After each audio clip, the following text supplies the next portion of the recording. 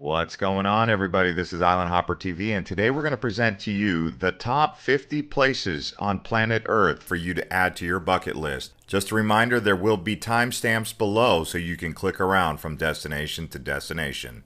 First up, we're headed to South America to one of the most spectacular waterfalls on planet Earth, Iguazu Falls, located on the border of Argentina and Brazil. Located in the Iguazu National Park, it is a UNESCO World Heritage site. Typically, people who want to visit here arrive in Buenos Aires and then take a flight to Iguazu. The main area of the waterfall is called the Devil's Throat Canyon. It's 300 feet wide and 260 feet deep. There also is a walkway around the waterfall. Next up, we're headed to the Arabian Desert where Petra, Jordan, is located. This is home to the ancient Nabateans, and currently the Bedouin people live here. This archaeological site is 150 miles away from Jerusalem and 150 miles away from Amman, so you can get there both ways. It is also a UNESCO World Heritage Site. At one point in time, the Romans had expanded their empire into Petra around 106 AD.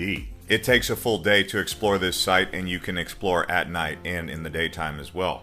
Next up, we're headed to Cappadocia here in Turkey, another famous rock formation city that was built into caves. Nowadays, it is a historical heritage site as well, which also is commonly seen with hot air balloons flying around the area, providing you with a bird's eye view of just how amazing the landscape of this city really is. You can easily catch a flight from Istanbul's two major airports to Cappadocia. Kayseri is the main airport that you would pick. Next up, we're headed to Costa Rica right here in Central America, one of the most biodiverse countries on planet Earth. Many species of birds, mammals, and flora and fauna abundant everywhere you look. Do be sure to check out the wildlife in Manuel Antonio, and the hot springs around La Fortuna, and the beaches on the Caribbean and Pacific side. If you wanted to get to Costa Rica, there's two airports, one in San Jose and the other in the north in Liberia. You will need at least 2 to 3 weeks to explore this whole country.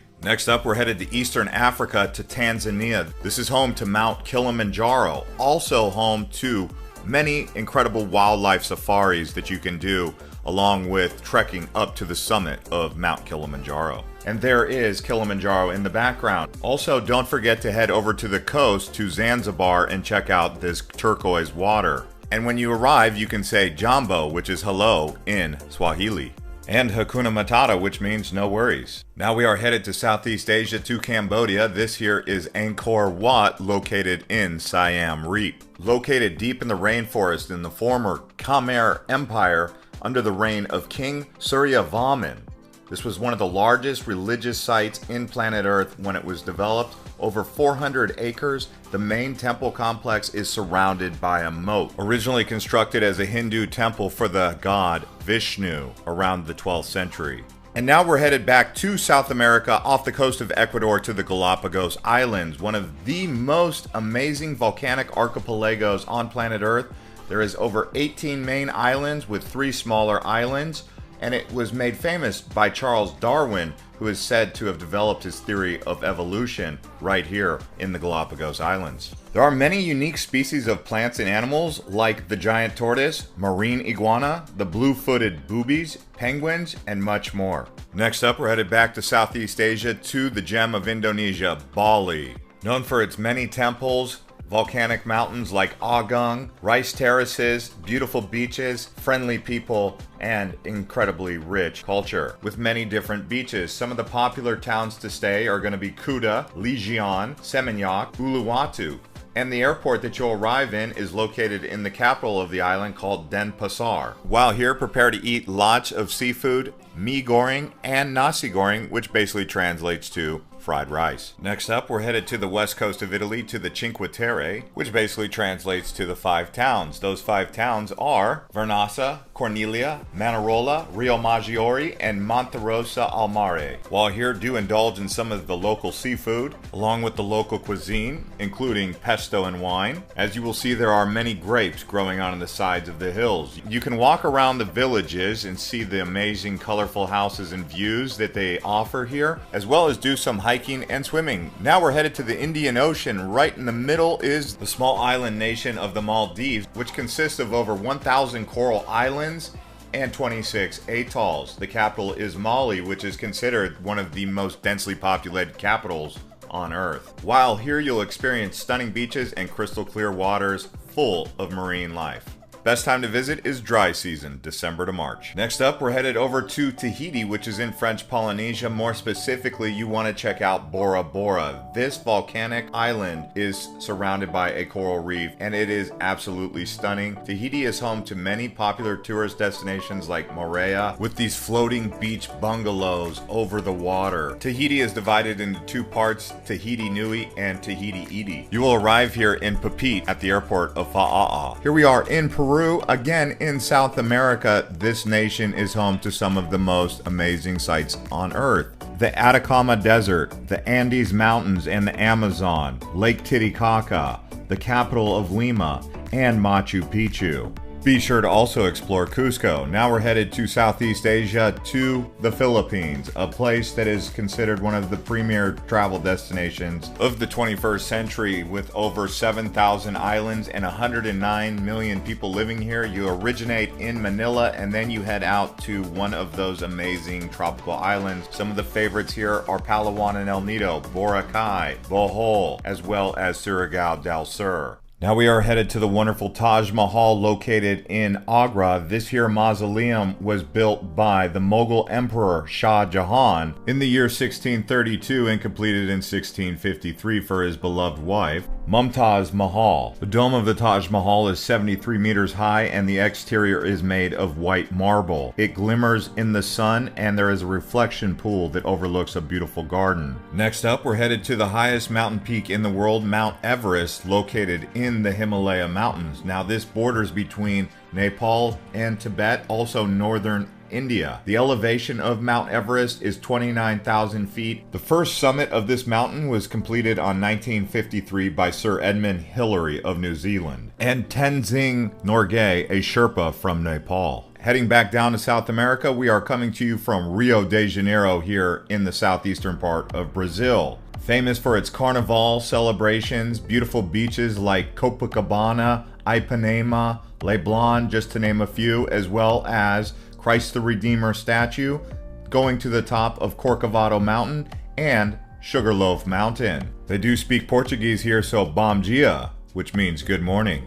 Spending 3 to 5 days in Rio is definitely time well spent. Next up, we're headed back to Italy. This time we're on the Adriatic side over in Venice. Built on a group of small islands separated by canals, it is famous for gondola rides, also because it was a historical trading and commerce area during the Middle Ages and the Renaissance. Nowadays, you can visit the Piazza San Marco, St. Mark's Basilica, the Grand Canal area, and really just take in all of the history. It does get crowded though, and they now require a reservation to visit. Now we're on our way to the Canadian Rockies to Banff. Now there is a town here and also several different lakes. It's surrounded by spectacular mountains, glaciers, lakes, forests. People come up here for skiing, snowboarding, mountain biking, you name it. Very popular place. Also, there is the Banff Hot Springs and the popular lakes known as Peyto Lake and Lake Louise. We're staying in Canada and we're going to the east. This time we're going to Niagara Falls, located along the Niagara River. It actually borders between the United States and Canada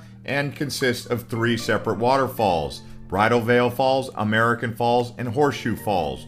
While you're here, you can actually take a helicopter ride, do a boat tour up to the waterfalls where it gets very misty, or just look from above upon the observation decks. The Canadian side is considered the most well-known. Heading out to the middle of the Pacific, this time we're headed to the island of Maui for the road to Hana. This windy road is 52 miles long and goes through the lush rainforest on the island, where you'll see many different waterfalls and beautiful coastline views. Some of the towns you'll stop along the way are Paia, Haiku, and Hana at the very end, where you will find a red sand beach, a black sand beach, and a white sand beach, Wailua Falls, and the 7 sacred pools. On our way down to Patagonia here in South America, it is located in Chile and Argentina. This majestic region is mountainous and lush. Here you will find glaciers, marble caves for kayaking around, lots of different wildlife, including llamas, pumas, flamingos, and other animals. You also have the area of Tierra del Fuego, and the famous southern village known as Ushuaia. Now we're actually headed over towards Australia to the outback. This here is Uluru Rock, formerly known as Ayers Rock. This is really a unique place in the middle of Australia. There's no big cities anywhere to be seen for hundreds and thousands of miles in either direction. With a circumference of 5.8 miles, it is considered the world's largest rock monolith.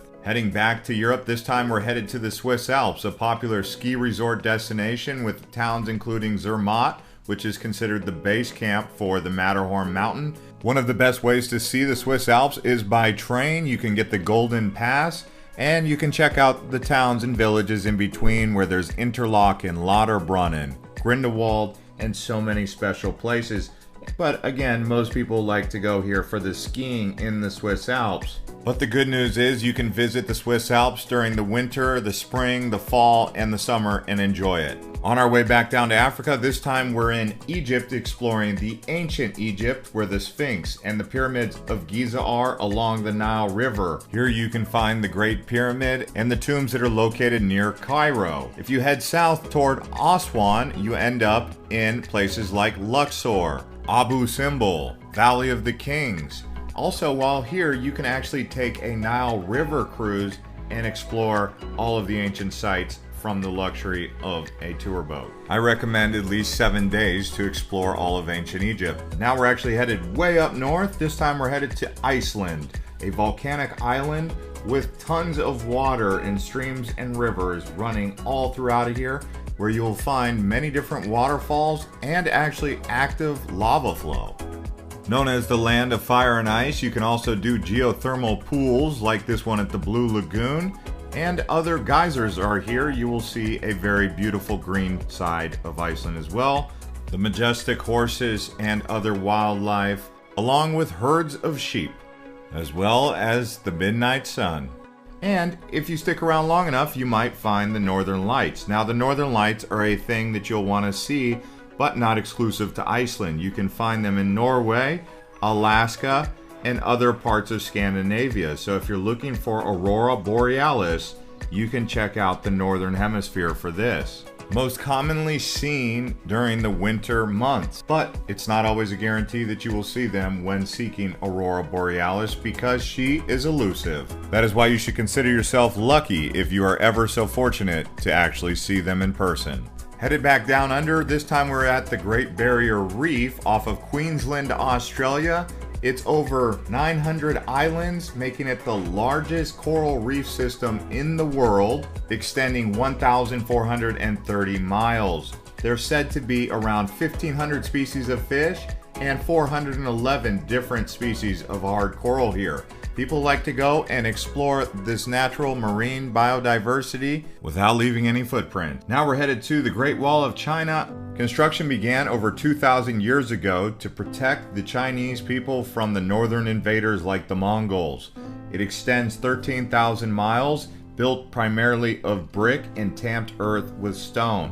The most efficient way to get here is from Beijing and then take the bus or a train to Badaling. There are other sections though of the China Wall that you can visit, but the easiest one is probably going to be from Beijing. Headed all the way down south, this time we're headed to Antarctica, the southernmost continent and the 5th largest in the world. This is one place that if you go to, you are in a very small demographic of people who've actually visited. It is very rugged and rough, comprised of 90% of the world's ice and 70% of the world's fresh water. Teeming with wildlife such as penguins and a variety of different whales. The best way to get here is by boat from Argentina. Heading over to the island nation of New Zealand. It has a North Island and a South Island along with several smaller islands. It offers a wide variety of climate zones and landscapes with beaches in the north and then snow-capped mountains in the south. They also have the Fiordlands in the South Island, very beautiful around Queenstown. If you go to Abel Tasman Park or Mount Cook, very awesome places to explore doing hiking. You can do skiing. People also do surfing, and there are many geothermal parks as well as lots of waterfalls. Headed back to Italy, this time we're exploring around Rome. Now, ancient Rome has the Forum, the Colosseum, Circus Maximus. There's also the Vatican City, the Pantheon. There's also Trevi Fountain.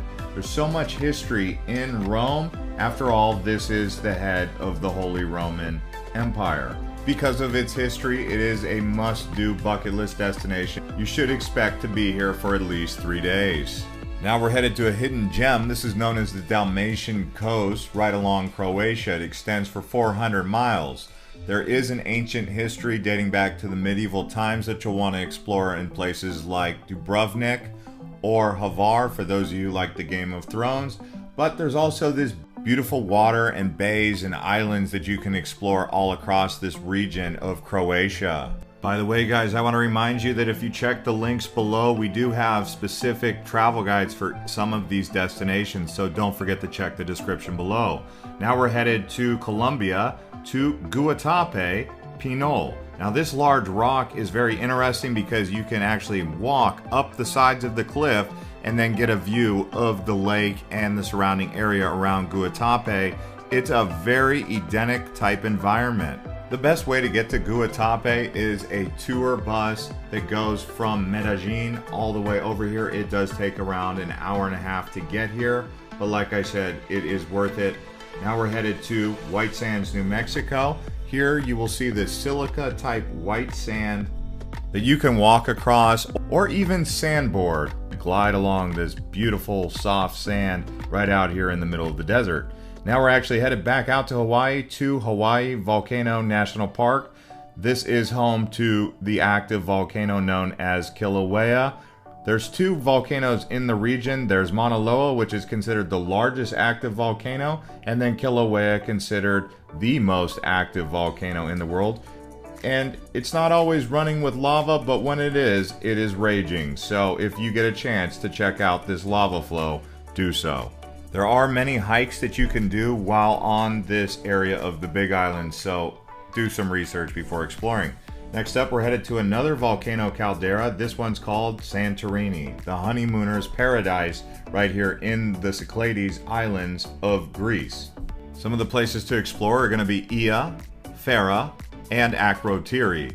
4 days in Santorini seems to be perfect. Next up, we're headed to Paris, the romantic city, home of the Eiffel Tower. If you can, take the elevator to the top of the tower, as well as several cathedrals like Notre Dame and Sacré-Cœur, as well as the Palace of Versailles. As you go around Paris, you realize this is a very eclectic and artistic city, with other places such as Moulin Rouge, home to the Can-Can dance, as well as Maison Rose Cafe, and even the largest shopping mall in the world, Galeries of Lafayette. I recommend at least 4 days in Paris. Next up, we're headed to the Dead Sea. Now, the Dead Sea borders with Jordan and Israel, and while here you can do a mud bath or a salt bath, which is interesting because when you get in the water, you actually float because of all the salt and the buoyancy in the water. There are no fish or animals that live in the lake or around the lake. It is basically a salt pond. You can see here's the mud bath, and once you get the mud, then you go in the water and wash it off. It's also the lowest point on planet Earth. And now we're headed back out to Hawaii, to Kauai, actually, Nepali coast. Right here is on the western edge of Hawaii, where you'll find a lush rainforest and dramatic sea cliffs, as well as Waimea Canyon, Hanalei Bay, and some of the most dramatic scenery you will find in terms of landscape anywhere in the world. If you get a chance, do a helicopter ride or a boat tour to the sea caves of Nepali coast. Next up, we're headed to Yellowstone. Now, this is considered a very seismic activity zone, but there's also a lot of wildlife you will see here, including buffalo, grizzly bears, moose, wolves, and of course more bison. But you can also find majestic waterfalls, Old Faithful Geyser, the Prismic Geyser as well, which is a geothermal pool, and so much more here in Yellowstone National Park. If you get a chance, it's a must-see for sure. Now we're actually headed down to South America to the Amazon River and the Amazon rainforest, 2 areas that you can explore inside of one area known as the Amazon. The Amazon is the largest tropical rainforest in the world with 2.7 million square miles. Also, the Amazon River is the second largest river in the world, and it is known for its incredible biodiversity. And yes, we are headed back to Italy. This time we're on the Amalfi Coast, home to Positano as well as the island of Capri. It is a tourist destination known for its stunning beaches, beautiful towns, as well as amazing beaches.